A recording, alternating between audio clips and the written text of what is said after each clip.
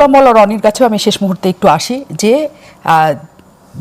BNP, Awami League এবং একসময় জাতীয় পার্টি একটা বড় সমস্যা ছিল। এর বাইরে জামাত যে প্রসঙ্গটা সবসময় বলে যে তারাও বড় দল, কে বলেছে বিএনপি সবচেয়ে বড় স্টেক হোল্ডার, তারা জিততে পারবে না, এমন কনফিডেন্সের কথা আমরা বরাবর শুনি। আসলে কি জামাতে ইসলামীর সেই সুযোগ এই দেশে আসবে? আপনি যদি গত 10 বছরে তাদের ব্রিডিং দেখেন,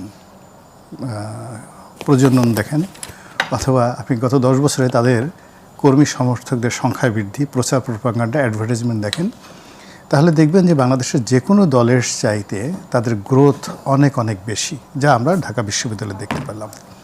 2 নম্বর হলো যে আজ ইসরায়েলের কথা চিন্তা করেন, একটা ছোট রাষ্ট্র, ছোট একটা দেশ, অল্প সংখ্যক জনগণ, কিন্তু তাদের অর্থ প্রযুক্তির কারণে তারা পুরো মিডিল ইস্ট থেকে শুরু করে সারা দুনিয়াতে ডমিনেট করছে।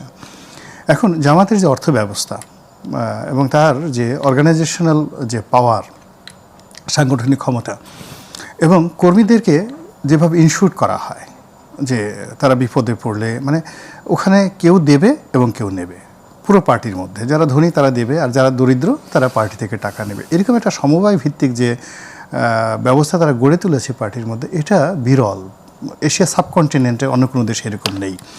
তো কাজেই তারা যে কথাগুলো বলছে, আমি সেই কথাগুলোর একটাও যে মানে অগুরুত্বপূর্ণ মনে করবো, আমার সেই অবস্থা নেই। নাম্বার 1। নাম্বার 2 হলো এই মুহূর্তে তারা যে কৌশলগুলো নিয়েছে, আপনি ধরে নেন সেই কৌশল রাষ্ট্র তো যেহেতু বলা হয় জামাত ব্যাক সরকার, জামাতই সচিবালয় নিয়ন্ত্রণ করছে, সব জায়গাতে নিয়ন্ত্রণ করছে। এখন এই যে ঢাকা বিশ্ববিদ্যালয়, তারপর আবার এই যে আগামীকাল আপনার জাহাঙ্গীরনগর বিশ্ববিদ্যালয়, মানে আমরা যে নিঃশ্বাস ফেলবো সেই সুযোগটা কিন্তু পাচ্ছি না। তাহলে দেখুন জাহাঙ্গীরনগর বিশ্ববিদ্যালয়, এরপর রাকসু, রাজশাহী বিশ্ববিদ্যালয়, চট্টগ্রাম বিশ্ববিদ্যালয়, সিলেট যদি বিশ্ববিদ্যালয় হয়, বরিশাল বিশ্ববিদ্যালয়, অর্থাৎ এই মাসের মধ্যে মানে June, July, August, September, October মাঝামাঝির মধ্যে ধরেন এই শিক্ষা প্রতিষ্ঠানগুলো তারা শেষ করে ফেললো। এরপরে অল অন এ সাডেন আপনি দেখেন যে 3টা সিটি কর্পোরেশন নির্বাচন তারা দিয়ে দিল, সিলেট, ঢাকা এবং বরিশাল, কুমিল্লা। এই সিটি কর্পোরেশন নির্বাচন যদি দিয়ে দেয় ইনক্লুডিং গাজীপুর, আপনি নিঃশ্বাস ফেলার সময় পাবে না বিএনপি। এবং আমি ঢাকা সিটির কথা বলতে পারি, ধরুন ঢাকা দক্ষিণ সিটি কর্পোরেশন, আমি যেহেতু এখানে একবার নির্বাচন করেছি, তাদের 2 লাখ ভোটার আছে, একেবারে স্রেফ 2 লাখ ভোটার আছে জামাতের। আর গত নির্বাচনে 2014 যেটা সাইদ খোকনের সাথে হলো, 90,000 ভোট পেয়েছে আপনার এরা, যাকে বলা হয় যে সরমনাই পীর সাহেবের লোক।